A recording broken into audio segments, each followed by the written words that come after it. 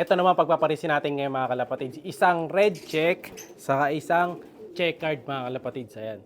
So medyo mahihayin tong barako natin. Kasi mailap to yung barako. O ayan sila pag pinagtabi natin. O. Ayan. So ito yung red check na pure imbrek cross dun sa DeWitt Van Bunderen. Ayan, may pasok din ng Vandenbroek. Tapos ito namang babae, ano to? Pure Vandenbroek. Inbreed to mga kalapatids eh. Ayan, ganda oh. Diba? Ang haba nung tuka niya. Ito yung tuka nito, sakto lang. Pero papuso din yung ano niyan, yung ilong. Oh, ganda. So pakita ko muna sa inyo isa-isa para silang dalawa inyong mas makilala. No? Nahin natin tong hen. Yung lalaki medyo naglilikot eh. Siya si Idol madla, nakakahanga, may mga hawak, gandang linyada. Ika'y inspirasyon kung bakit hanggang ngayon ako'y palaging kumakarera. Yan. So ito yung hen mga kalapatids. Ang ganda ng hen na to. May kasamang agyo pa. Yan. To speedbird to mga kalapatids. Kaya ganyan yung bagwis niya. Yan, speedbird. Lugon nga lang yung pang number 7 yata. Ayan, ito. Patubo pa lang dito. Yung eye sign nito, ayan. Ano yung mata nito eh? Parang green ang mata nito, green. Ayan, sa kabila, parang green din. So ano to, PHA banded. 2023, 3 years old na pala to. Hindi ko masyado nagagamit yung iba kasi nating ibon, mga kalapatids. Pero yan, iikot natin sila ngayon. No? Alright. Tapos yung barako, ito yung barako mga kalapatids. Medyo mailap to, saka malikot. So, anak ko to nung nanay nga nila, Kobe Urig, saka yung pure imbrek na galing kay Sir Nelson Chua. So, pure imbrek, ano naman to? DeWitt Van Bunderen. Ayan. Ang ganda ng bagwis na ito mga kalapatids. So, ano to eh, long cross speed to eh. Tingnan natin. Ganda. So, yung mata niya medyo parang same sila ng mata pero mas matingkad mata nito. Mailap lang talaga tong isa na to. So, kunin na natin. Pagpaparisin natin sila. Pwesto natin yung taas. So, yung kaliwa, yung hen. Kanan yung barako. Kasi may katabi siya dito, young bird. So yung hen, ilagay natin doon para ma-corner niya. Alright.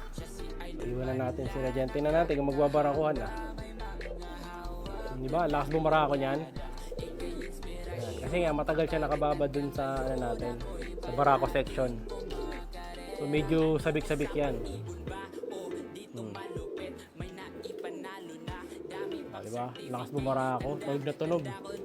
So yun, tingnan natin. Yung mga pinaris natin nung nakaraan. Tingnan natin kung aasawain na to. Yung pinaris natin sa last video. Pero medyo aggressive kasi yung hen na to eh. Tingnan natin, yan. Ilangat ko ng bagya yung ano nyan. Tingnan natin kung papares na sila. Papares na yata. Ito yung hen na bumabara ko mga kalapatids. Yung sa last video. Nag-aaway ito. Hindi pa pwede mga kalapatids. Hindi pa malambing yung ano, yung barako ko. Sarang muna natin. Ayan. Sabik-sabigin lang natin. Pero eventually paparis din yan. So meron pa akong may mabaka-bakante. So yun, babaklasin na to. Ito yung Japan Stitch. Tapos na sila. Baba na natin yung isa doon para maiwan yung isa. Pagka nakapagpahinga, lipat na sila sa stock section. Ganun kasi tayo. So, ayan, kunyari, yan, magka-paris yan. Dalawa na to, paris to. So, babaklasin natin yan. Kukunin ko sila. Pag-iwalayin ko lang muna. Lalagyan natin doon yung hen. Tapos, pag nakapagpahinga na siya, lipat na siya dito. Ayan. Hen section natin. Para makapagpag. Ayan. Hindi natin agad dililipat kasi ino-observe ko pa yung condition. Baka mamaya may sipon. Para di sila agad masama dito sa marami. Ganun ang ginagawa ko, no? So kayo, yan, kung ano yung technique nyo, yan, kanya-kanyang ano naman, diskarte. So malilipat yung 1, 2 pairs yan eh. So may isa pang bakante doon, isa saka doon. So doon sila. Malilipat sila sa dalawang pwesto na yan mga kalapatids. Ayan. So marami pa tayong pwesto no. May mga babakante ulit, isa, dalawa. So pares sila tayo ng 2 pairs. Ito pa, mga babakante na lahat halos to kasi puro young bird lang to. Tatanggalin ko na yan mamaya yung iba dito eh. Talagay ko na sa likod. No? So abangan nyo na lang yung mga update mga kalapatids sa mga pinagpares natin. No? So gift bird, basta lagi naman kayo nakatutok, may gift bird tayo mga kalapatids. Ayan, pares na sila oh. Bilis lang. Ito, hanapan ko pa ng pares to. Yung opal ko. Ito, matured na to mga kalapatids. Ay, alala nyo ba yan yung opal? Matured na yan, barako siya. Hanapan na lang natin ng magandang pairing. Bago natin tapusin ang video mga kalapatids, ito pala yung ending bird natin. Ayan, nung nakaraang Sabado. Ayan. So, for pick up na to. Para sa darating na baka sa Wednesday na to.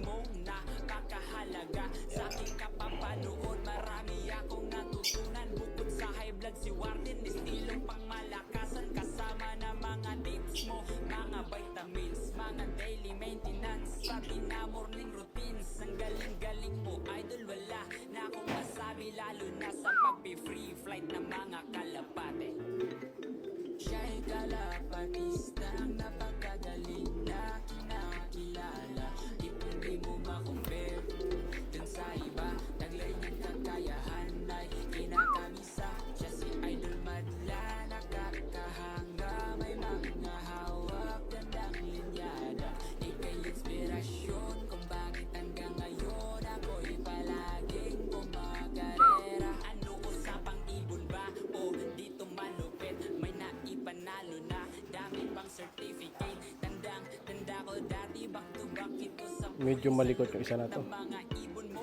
Ano isa lang natin. Winning kaya din ako Ayan. magtataka kung manalo ka. Sa lahat ng sasalihan, ibon mo ay Bukod pa doon sa mga pinagpares natin sa loob, meron pa ako dito mga kalapatids. Madami-dami pang pairing to. Nahanapan natin ng pares. Ito, meron pa tayo dito. Ito, grisel. Kapalisan natin tong grisel na to. Tapos, ito na naman si Warden Boy mga kalapatids. May hawak kasi tayong camera. Ayan, lumiligid-ligid na naman siya. Ayan. Ito, paparisan din natin to. Ito yung kaparis ng grisel last time. Kaso nung kaparis niya kasi to, medyo masyado matapang. Ayan o, masyadong mainit ang ulo ng barako na to. So, alisin natin siya. Inalis ko siya, bigyan ko siya ng bagong pairing. Ito naman yung puti na to. Oxen line na ito. Vandenbroek yata yan. Ito ako nagkakamali. So, paparisan naman natin yan. Ito, nakapahinga to, ex machina. Bird to mga kalapatids. Direct ex machina yung imbrek. Ito pala, ito, paparisan ko din mga kalapatids. Abangan nyo to. Si Kalawang. So, ito, nilabas ko si Kalawang dito. Ito, paparisan din natin to ng kalawang din. Kasi halos yung mga kalawang, hindi talaga maglalabas yan. Kailangan nyo ng isa pang kalawang bago kayo makapaglabas. May bibili sa akin isa. Kaso, in-out nga natin to as pair. Meron na lang kung meron kayong ganyang kulay, maglalabas nyo ng ganyang kulay yung anak. Pero pagka isa lang, pinaris nyo lang sa ibang kulay yan, hindi sila maglalabas ng kalawang bird. So, kailangan nyo rin talaga kalawang na may recessive gene. So, papares natin din yung kalawang sa kabila. Bukas na lang siguro yun. So, ito yung kay Dabber Cats. Ayan, may mga anak na naman yung kay Dabber Cats. Nakapares yan ngayon dito sa Louis Chu. Ayun, sa Louis Chu nakapares yan. Ayan yung kay Dabber Cats. Bigay niya sa atin yan eh. Siyempre, pag binigay sa akin, iningatan natin yan. No? So, ayan ang mga pairing natin. Ito, wala nang kapares to. Nalis ko na yung kapares na ito. Break muna sila. Yung Louis Chu, Vandenbroek natin, ayan. So, pwede rin natin i-out to kasi nagbabawas talaga tayo ng mga birdies. Dito ang dami pa. So, dito natin sila kukuha ng kapares. Yeah. Nakalabas yung iba kong mga ano dito eh. Mga pinahinga ko dito. So, yun. Meron tayong yung blue bar doon na speedbird. Speedbird yata yan. Ang balay nito. Hindi ko maalala ko sino to. Japan yata yan. Tapos ito yung Lunar, BGQ Lunar. Itim na Vandenbroek na napilay. May Jansen Relax pa tayo. Ang dami at available mga kalapatids. So kung may gusto kayong kunin, PM lang. Ayan, available lahat dyan. Ayun pa, may Japan pa tayo doon. So yan yung anak niyan. Nandito sa taas. Ayan. Isasali ng One Love Race pala yun. Abangan nyo sa vlog ko bukas. No? Napakita ko sa inyo yung dadali ng One Love Race yung anak. Yan yung nanay. Cross X Machina Bird. So dito kasi puro matanda na to mga kalapatids. Ayan. Pero available din yan. Ito, pati to, pwede natin i-out mga kalapatids. Si Pencil, 3rd overall champion. Ayan, sa tamang usapan lang, pwede natin siyang i-out. Medyo mataas lang yan, syempre kasi 3rd overall yan. Si R2, ito pwede rin natin i-out to mga kalapatids. Multiple pulling winner of color winner, saka pari finisher, si R2, pwede yan. Kung interesado kayo kay R2, PM lang kayo. Medyo may edad na, sana yata yun, 2020. No? So PM na lang mga kalapatids. Ang dami available. Like, share, subscribe. Ayan, natake ni Barak. Ingat! Siya'y kalapatistang napakagaling na kinakilala.